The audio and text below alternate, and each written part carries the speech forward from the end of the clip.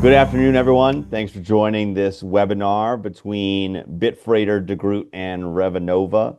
My name is Mike Marut. I'm the marketing manager here at Revenova. Wanted to just get started with some introductions. Adam, if you want to get started, talk about yourself a little bit, DeGroot Yeah. Logistics, and we'll go from there. Yeah, no, appreciate it. Thanks for having me. Adam DeGroot of DeGroot Logistics. Started DeGroot Logistics about 12 years ago. So we're a 3PL out of Chicago here. We focus in the food and beverage space. And, my background is in the produce industry. So I run our family of companies. We've got a vegetable farm, and a produce brokerage business in that family. And we're in early, I don't know what number. I always tell people we were like the third customer of Revenova. We're like in the top 10, I know, but Yeah, early adopter there and been partners with Bitfreighter for a long time. So yeah, really excited to chat today. sweet. And Dave, tell us about a little bit about yourself and a little bit about Bitfreighter. Yeah, Dave McCoy, VP of Sales at Bitfreighter. I've been with Bitfreighter since almost the beginning of Bitfreighter. And before that, I knew Adam for many, many years when I was at DAT. I spent 13 years at DAT or DAT and worked a lot in the TMS world there. And yeah, Adam left the DAT TMS to be one of the first customers of Revenova.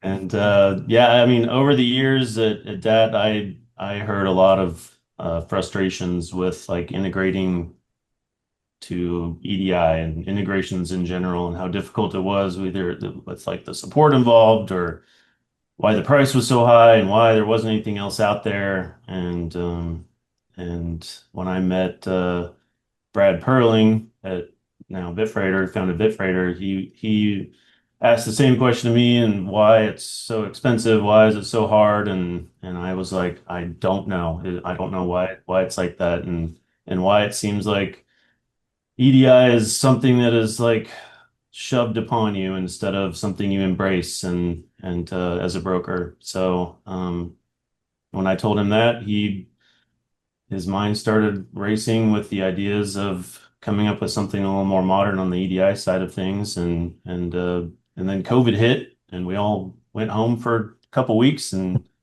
we all played video games or whatever, and he came up with a business plan for Bitfreighter, and it's been great ever since, and we've really been able to tackle all those frustrations that the industry had been seeing for so many years, and yeah, here we are.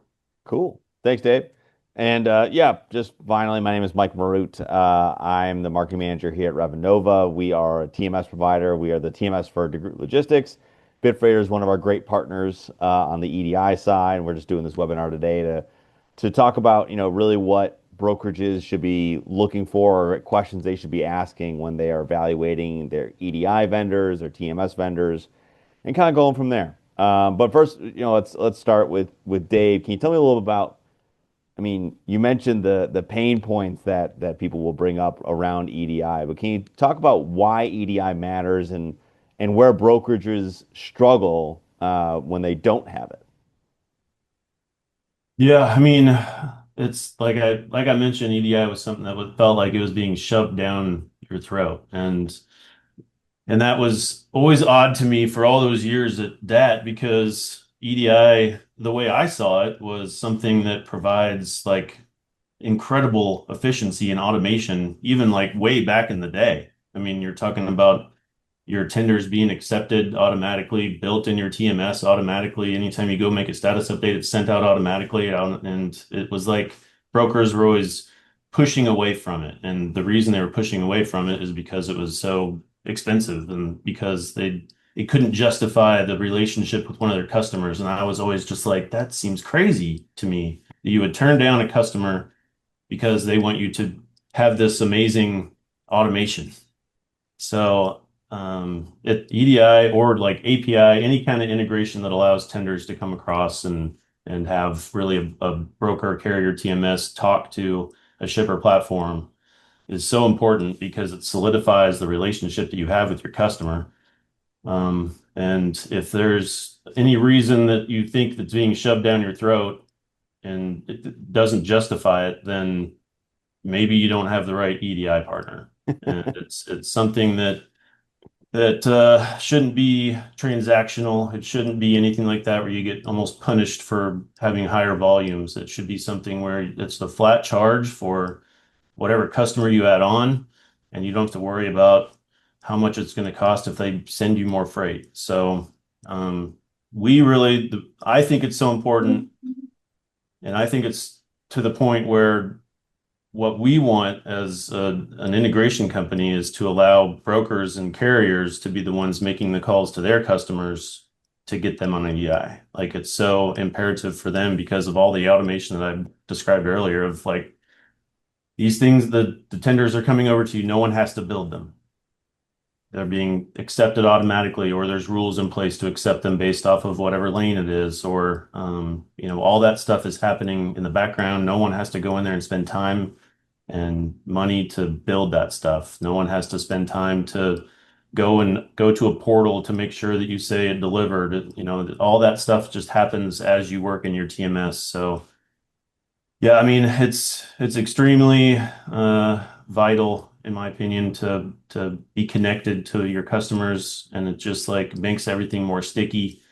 And if it's easy to do it along the process of keeping your relationship sticky with your customer, then like there's no reason not to do it. Yeah, I mean the automation, kind of getting rid of the manual, so many manual pieces, part of it. That's an important thing for Revenova as well, right? Like, bringing on partners like Bitfreighter to help automate some of those processes and get things moving faster and improving the efficiency and all those buzzwords, right? Just so incredibly important. I mean, Adam, you're a user of both. Have you found that to be the case? I mean, what were you doing before that even prompted you to change to Bitfreighter and to Yeah. Revenova? Yeah, so when I started DeGroot Logistics 12 years ago, I'll preface this like very much a non-technical founder. So when making vendor selection choices and just like looking at the field, whether it's for TMS or EDI or any solution, um, that was always part of when we were a smaller team in the early days, just the ability to kind of implement something quickly, and working with parties that could work effectively with non-technical founders. I mean, that was kind of a priority. So we had some legacy EDI providers, and it was very much, those early days, have a conversation with a shipper. You get fortunately you get a chance to get onboarded. This is one of the requirements. This is the incumbent who we primarily use for EDI.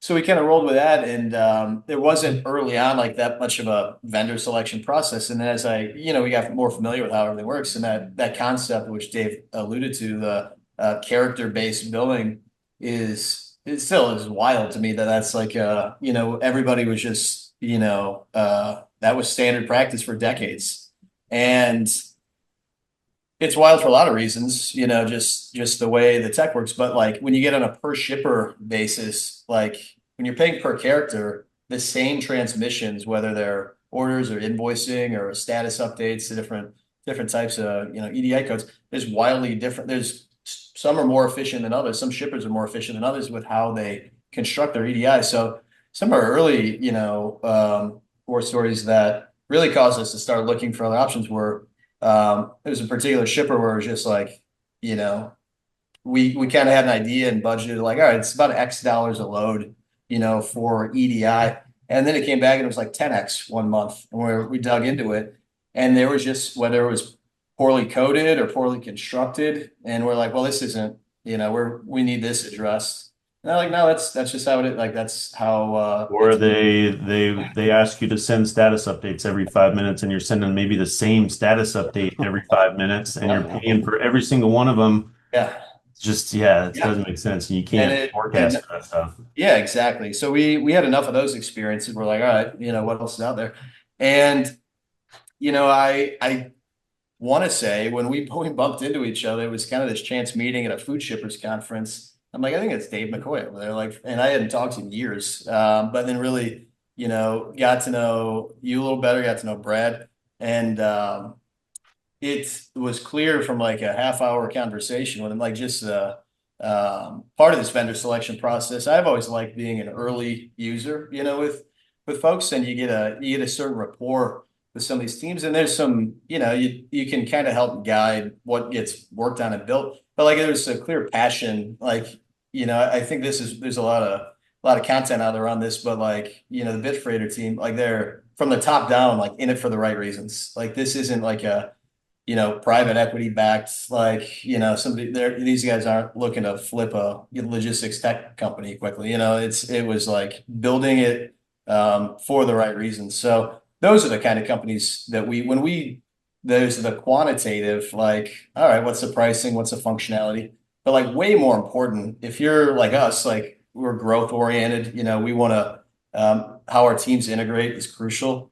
Like working with folks like that are, just at the core, like have the right culture and principles. Like that's always been a big thing for us too. So yeah, it's been cool. We're Bitfreighter One users too. So like just um, it just makes sense. It's clearly a structure and incentive to where it's like a win-win. It's not and where so much other incumbents, other players out there, like it's very much not the case.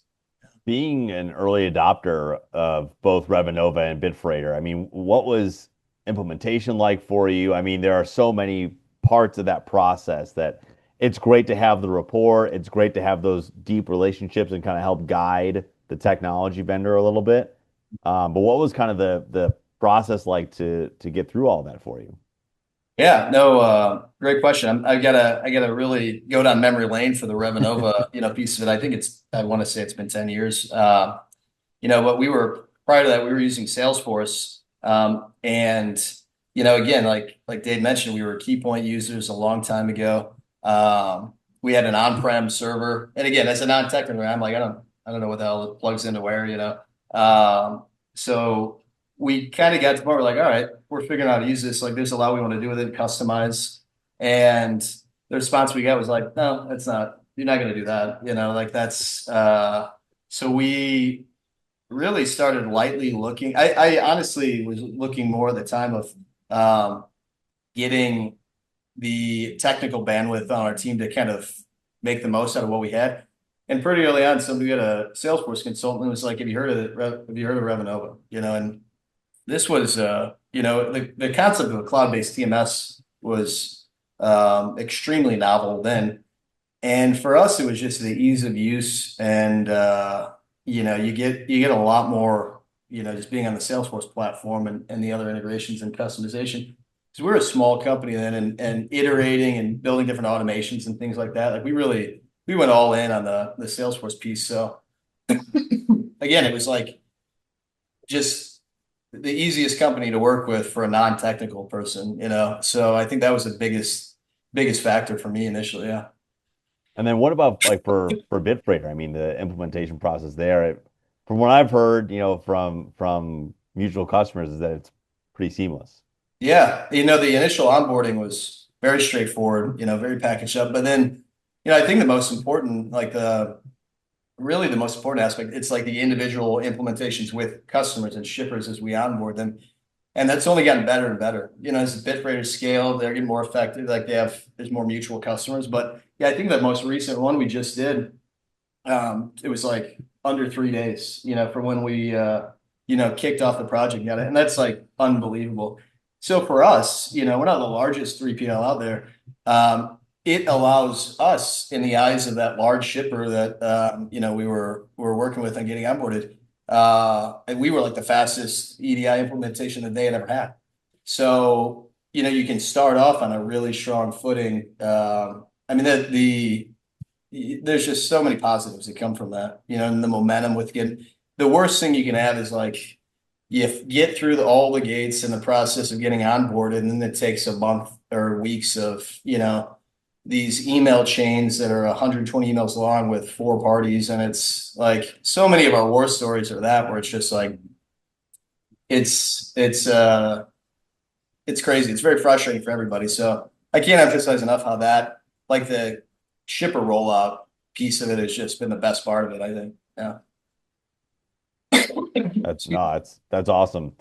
When you were doing your evaluation of Bitfreighter, of Revenova, despite how long ago it was there anything that you identified as like red flags for other that you saw at other vendors? Don't need to name names or anything, but like any red flags or on the flip side of that, anything that you like needed to have when you were shopping around. Yeah, good question. I mean, I think in the case of Bitfreighter, it was very much I would say it wasn't as formal of a process where we're like, all right, we started with 10 and we narrowed it down. It was just such a no-brainer, and I think they definitely set themselves outside the pack just in the product offering and then just the team. So many of those early conversations, like you can kind of tell, and when you are having conversations with a new vendor, like the first few weeks, the first few interactions, like I don't want to say that's as good as it's going to get, but if it's not, if you don't start off on a strong foot, it's you kind of you shouldn't be surprised when things kind of fall apart later too, and not having and again, my experience kind of kicking things off was the relationship with Dave and Brad, but it was a pretty seamless. Excuse me, we weren't handed off from like a biz dev team, onto other folks and all that. So I think that's been a big part of it. I think there's got to be an alignment on the top level, to kick things off. So that's what we've always. And so for those instances where, because we were a smaller shop at the time, like you don't get access to the like, if you can't get a conversation with somebody above some certain level, like that's, again, that's a challenge too. So yeah, I would say in the case of Revenova, it was a much more exhaustive, like looked at everything that was out there at the time. And it was it was clear that the things that I didn't know what we would need 2 or 3 or 5 years out, but it was very obvious that Revenova was going to be the partner that could be not be flexible in the sense, but like just the customization, the opportunities. You don't really know until you start working with somebody what their roadmap looks like and the pace of how those improvements happen. And so much of working with the whole build versus buy thing, like working with great third parties is it just gets better all the time too. So that was very apparent from early on. That again, that wasn't a reason we weren't aware of that before we saw, when we made the decision to kick things off. But it was very apparent, in the first year for sure. So I think like any relationship, as a 3PL, if we expect, we want great service, like you've got to contribute to that too. We've tried to be very proactive with like, some of the product development conversations or like this is just like even the wish list stuff. I think and this was true then and it's still true now with both of you guys. The receptiveness to just, understand like fleshing out those ideas and kind of building things around them. Like that's where the magic happens too. So I think those have been, crucial. Like we did a little bit. I mean, we didn't go through this whole process of like talking to other users. I don't know if I don't want to say I wouldn't trust what other, so it's always weird going to competitors asking how they feel about stuff. But I've tried to go out of my way, and that's part of why I'm here too today is, preaching about how great it is to work with you guys because we want to see you succeed too. I mean, I think that's a reality. You're both Bitfreighter and Revenova. I would love if nobody heard of and it's like this special, like we just get the benefit of it. But no, we very much want to see you guys succeed and contribute to that too. So yeah, but it's a process. It's a relationship, and both sides have to kind of invest in that too. Yeah. And you guys took kind of like an interesting approach with us go early on, that we really don't see a whole lot. Like if someone wants to sign on with Bitfreighter, usually, if it's either a new customer and they have a shipper, then they just need a new connection started up, or it's like you guys where you had a whole bunch of EDI set up already, and what we usually see is everybody like this, they make the decision to switch it over and then we switch everything over. And what you guys did, which is a little bit different and interesting, and really the cool thing from our perspective is you were like, we'll start out with just a little bit just to like test them out. And so that you had EDI or API going on like two different EDI platforms at once, to see what we were really about. And then, once you got the taste of it, if you want to say that. Then you started like, putting more on there, and then decided to move everything over there. And then, like you were talking about, you're now a Bitfreighter One customer. And for all of those who don't know what the hell that is, it's we just have an unlimited everything kind of plan. So we have customers that just pay us as X amount and they can do whatever they want and send us anything. And so that's when it really starts to unlock like, you have possibly a new customer that you want to contact, and they grant you lanes, and you're like, well, it's in the old world, maybe it wouldn't be worth it to go ahead and put them on EDI. Maybe we'll hold off. But now that is totally freed up for you, and you can say, sure, Adam, we're we're paying this amount anyway. And then you mix in our quoting product into that as well, and now you're quoting out of our platform. Anything that's awarded comes right back through our platform, built in Revenova. You get to see your win-loss on everything you're automatically quoting. So yeah, it's cool to see like the startup to, the full package, and I think that really speaks volumes to what we're doing and how it's working and succeeding for you. I wanted to ask one last thing, Adam, before we get to a couple audience questions here. And then we'll probably be out of time in those right after that too. Any like tips for people who are looking for an EDI vendor or looking for a TMS? What sort of questions should they be asking? What sort of things should they be looking for? And you kind of alluded to it earlier, being able to get to that highest level of leadership to be able to talk to them at some point. But are there any other tips that you would recommend when people are looking around? Yeah, kind of two separate answers. For EDI, and most folks would go to like, brokers and try to get references that way. But, really with shippers too, having those conversations like the IT departments, and some of these folks probably aren't used to getting these calls, but, just asking them who they enjoy working with when it comes to integration or debugging stuff or troubleshooting issues. And why it's so great to work with Bitfreighter, and it's, these conversations, like I said earlier, it's like there's some email chains if something breaks with like several companies, with dozens of people on it. And it's pointing the finger like, well, your next action item, you got to do this, or like just waiting for testing and things like that. And it really comes down to like just removing the friction and latency from EDI onboarding and troubleshooting.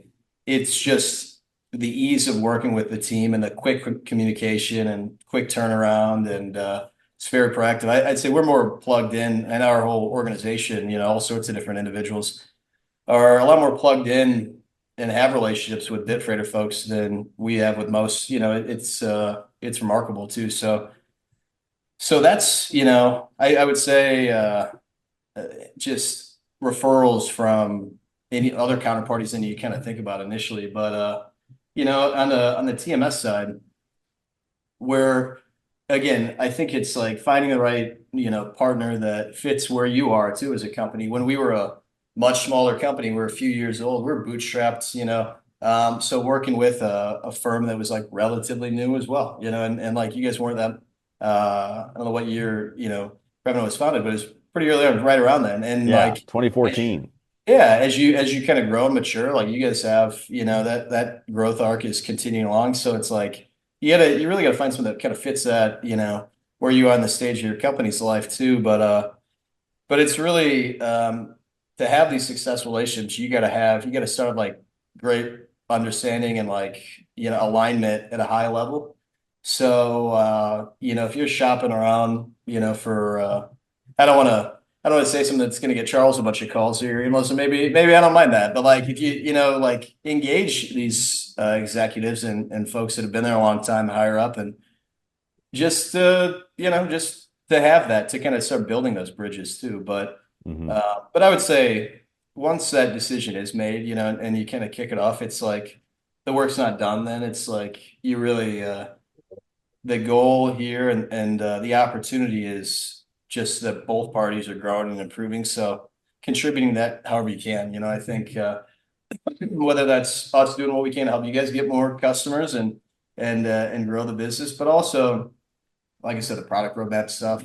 we try to have conversations all the time, like where we want to be in 2 years. And like, you got to have those face to face, those like sit downs and really share that. And like, that's kind of how I look at it. I mean, I much prefer a world where we don't have to do all this in house. And it's like, we just to keep up with the pace of how the industry and the world's changing so quickly and the implementation of new tech and stuff. So that's really the biggest thing. But but yeah, then I'd say too, you know, and this is always something that I found what was interesting when we're talking to shippers and like the questions they don't ask to brokers when they qualify them, it's like who owns it and what's the plan? Like is there an exit strategy? And like we're, again, bootstrap company, part of family companies. We're gonna be doing this for a long time. This is not a PE, flip in and out. And I think having vendors, tech vendors that are of the same, like same fashion there, like is crucial. Like there's all sorts of stories from the past few years of like the Mhm. logistics tech boom bust, Mhm. and it's a costly decision when you pick to run with somebody from a central tech function and then they're, out of business or, or something, or they're like, hemorrhaging cash and they're struggling. Um, so really you want to avoid those situations too. So I'd say that alignment at a top level and really investment in the relationship, the big ones. Sweet. And then we have a question here that's in the chat that I think is probably meant for Dave. Have you seen any upgrades regarding Canadian banking and EDI? I guess there was some challenges of identifying accounts in Canada or something, but it sounds like it's an EDI challenge that they're facing. Yeah, if there's like a different kind of invoice that needs to be sent out of our system, I mean, that would be kind of a new thing to us, I think. But I mean, we can pass anything through. If the TMS can send, a certain kind of special message that's outside of the normal standard set of EDI, Hmm. then yeah, we can be right there with them. Okay, very cool. Well, I'm not seeing any other questions in the chat here. So are there any closing comments, Adam, Dave, anything else you wanted to add before we close out here? Ah, nothing here. I get Dave? a favor with Revenova and Bitfreighter now. Like, Yeah, I'm honored to be here. Thanks a lot. Yeah, if anybody has any questions that pop up, and Stefan, if I didn't answer your question, feel free to reach out. Happy to talk about it. Cool. Thank you everyone for joining us today on, hanging out with Adam, Dave, and myself, kind of talking about EDI, TMS, the relationship tandem there, and what 3PLs and brokerages should be looking to questions that they should be asking when evaluating these vendors. This is also being recorded, so we'll be sure to distribute it to everyone who's been here today, or if you want, share that, you're always able to. If you have any questions about Revenova, feel free to reach out, sales@revenova.com. For Bitfreighter, Dave, what's the best way for someone to get a hold of you guys? Sales@bitfreighter.com. Perfect. And Adam, how about for DeGroot Logistics? yeah, Adam B at DeGrootLogistics.com.